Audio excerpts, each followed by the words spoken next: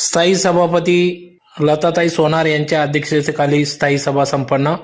9 विषयांपैकी एक विषय तहकूब. याबाबत अधिकृत अशी की आज दिनांक 14 मे 2026 रोजी सकाळी 11 वाजता मनपा भारतरत्न अटल बिहारी वाजपेयी सभागृहात मनपा स्थायी सभा संपन्न झाली. सभापती लताताई सोनार यांच्या अध्यक्षतेखाली सदर सभा घेण्यात आली. या सभेत एकूण 9 विषय घेण्यात आले. यात एक विषय तहकूब करण्यात आला, ज्यात प्रामुख्याने सर्व प्रभागांमध्ये सध्या पाण्याची कमतरता, वीज नसल्याने जनतेचा आक्रोश, घंटागाडी आदी विषयांवर या ठिकाणी चर्चा करण्यात आली. यावेळेस अमोल मासोडे, धीरज कलंत्री, निलेश नेमाने, विक्रम थोरात, वंदना भामरे, आमिर पठाण, विजय देवरे, कृपेश नांद्रे आदींनी या ठिकाणी आपल्या समस्या या ठिकाणी मांडल्या. तर अतिशय खेळीमेळीच्या वातावरणात या ठिकाणी सभा संपन्न झाली.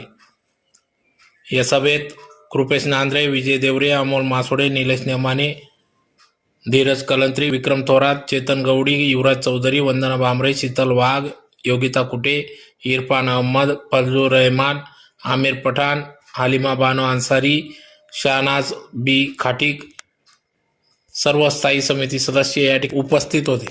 म्हणून या ठिकाणी नमूद करू इच्छितो की आपण या सर्व संबंधीचे ठेकेदार असतील.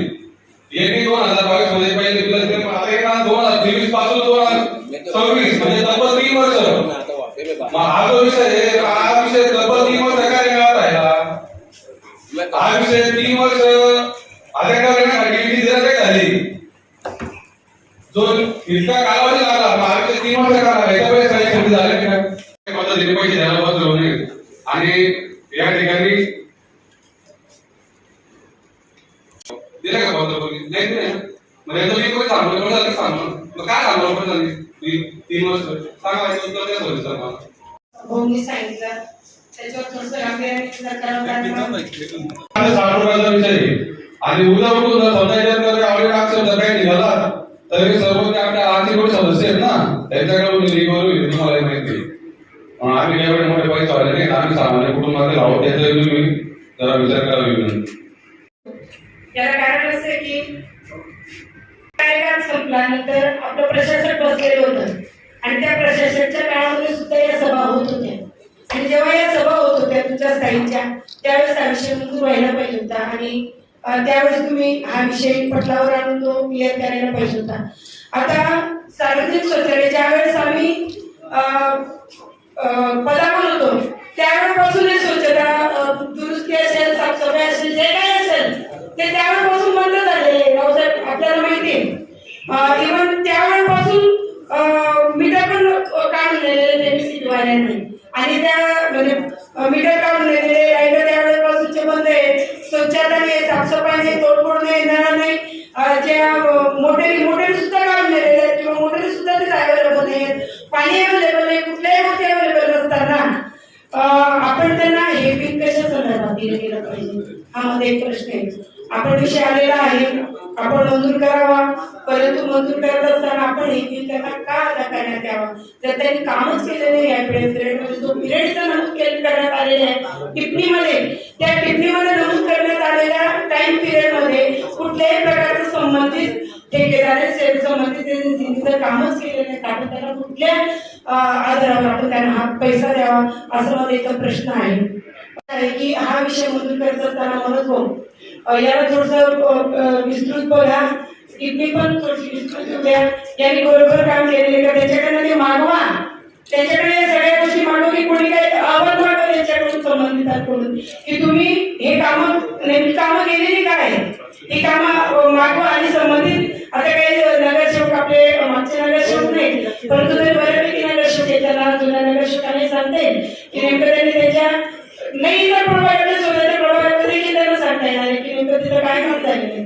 तर त्यांच्याकडे अहवाल मागवा की तुम्ही नेमकं कामं काय केलेली आहेत, बाबतवर अहवाल मागा आणि मगच या विषयाकडे बघावं असं मला वाटतं. धन्यवाद. भरपूर मंजूर झाले, मग ते काय मंजूर झाले बिल काय दिलं, कामं तर भरपूर मंजूर केली ना प्रशासक असताना. म्हणजे तुम्ही बिल दिलं नाही आणि तुम्ही आपल्या स्वतः महापालिकेच्या शौचालयाने घरी गेल्या असता तुम्ही वॉशरूमला गेले, चेक केलंय का तरी किती घाण आहे तिथं? मग ती कसं आहे की घाण कसं आहे त्या ठिकाणी? आपण आता तुम्ही बिलं काढायच्या गोष्टी म्हणतात, आपल्या आयुक्त साहेबांच्या बाजूलाच आम्ही चेक केलं त्यावेळेस, तर त्या ठिकाणी ती घाण आहे. तर ते कसं आहे, आपण आता पुढे म्हणजे बाहेरचे आलेले लोक आपण आपल्याला सांगता, आम्ही त्या दिवस जाऊन चेक केलं त्या ठिकाणी. मग हे कोण चेक करणार आहे? हे जे उमेदवार तुमचं काम आहे ना ते. मग ते आयुक्त साहेबांच्या बाजूलाच काय शौचालय ती घाण आहे तिथं, ते कसं काय होईल? आम्ही तरी चेक करणार ना ते. मग पुढच्या त्याची दखल घ्या तुम्ही, आणि जे असेल ते त्यांचं बिल आता काय आम्ही काही नव्हतो, पण जे झालंय ते आता व्यवस्थित पुढच्या स्थिती मांडा, आणि जे काही त्यांचं बिल काय असेल ते मंजूर करा. पण आता पुढच्या सगळे शौचालयाचे तुम्ही काही नवीन टीम असेल त्याला पण तुम्ही ते दाखवा, आणि पुढच्या जर केले नसतील सर्वे चेक करायचे आणि मगच बिल द्यायचे, त्याच्याशिवाय कोणाचं बिल पास करायचं. धन्यवाद. येऊन गेलेले आहेत की त्याला क्लीन करायलाही लोक नाहीयेत. तर हा विषय इतका महत्वाचा आहे की आता तात्काळ जर याच्यावर आपण लवकर निर्णय घेतला पाहिजे असं मला वाटतंय. कारण फार त्रासदायक विषय हा, लोकांच्या फार तक्रारी आहेत, तो अत्यंत महत्वाचा आणि खास करून आमच्या महिला वर्गासाठी महत्वाचा विषय आहे. परंतु खरोखर ज्या ठेकेदारांनी काम केलेलं आहे त्याच ठेकेदारांचा इथं विचार व्हावा आणि सगळ्यांकडनं सहभाग मागवा. ज्यांनी काम ओरिजिनल केलेलं आहे त्यांना विचारण्यावर न होतं कामाला, परंतु त्यांनी कामच केलेलं नाही अशा ठेकेदारांची इथं पोळी भाजली आहे असं मला याच्यामध्ये नमूद करावं वाटते. आणि हा विषय अत्यंत महत्वाचा आणि गांभीर्यपूर्वक आहे, त्याच्यामुळे याच्यावर लवकरात लवकर निर्णय घ्यावा असं आपण हे कंत्राट कधी दिलेलं आहे?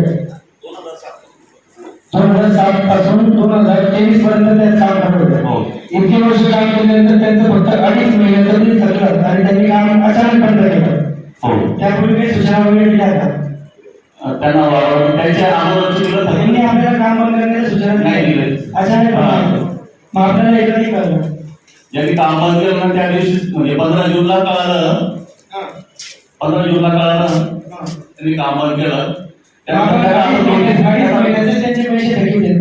2.5 महिन्याचे प्रभाव बाकी सर, प्रशासकीय मान्यता बाकी आहे. त्या पूर्वीचे बिलं त्यांची अजून पण बाकी. मग आता याच्यावर त्यांनी अचानक काम बंद केलेलं आहे, आपल्याला काही इन्फॉर्म न करता, तर त्यावर कारवाई करून बाकीचं त्यांचं पेमेंट आहे ते करावं असं माझं मत आहे. आणि जसं सगळ्यांनी सांगितलं सर्व सभासदांनी की सदस्यांनी की याची डिटेलमध्ये पूर्ण माहिती पुढच्या सभेत ठेवावी, तसं पुढच्या ह्याच्यात ठेवा. पण यापुढे आता जे कंत्राटदार आहेत तर त्यांचं दर महिन्याला आपलं पेमेंट जात आहे का, बिल दिलं जात आहे का? मग याच्या पुढे आपण परत तेच करणार आहे? याच्या पुढे हे जे आहेत आता चंद्र गणेश घालतात बरोबर, यांनी पण अचानक काम बंद केलं, मग काय करायचं? काम चालू त्यांनी अचानक बंद करून टाकलं, त्यांचं बिल पेमेंट नाही घ्यावं, मग काय करणार? ते जरतरचा विषय, परंतु बिल दिल्याशिवाय आपण ते पुढे काम करणार नाही. आपण एक विषय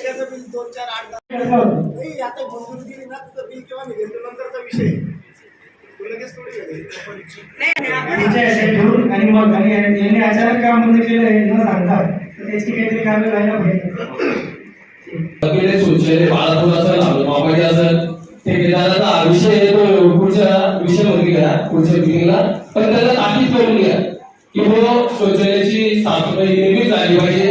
वारंवार नागरिकांची तक्रार येतात, मग सकाळी पाणी नाही, शौचालय, तर या गोष्टीची तुम्ही दखल घेऊन तेवढं ते त्याला ताकीदून हा पुढं विषय या विषयाची सगळं सविस्तर परिषद परीक्षणाचे अहवाल आपल्या अहवाल सादर करावे, त्यानंतर विषय पटलावर बोलण्यात येईल. विषय पत्रिकेवर विषय संपलेले आहेत. आपले जर काही विषय आपण बोलायचं बोलतो.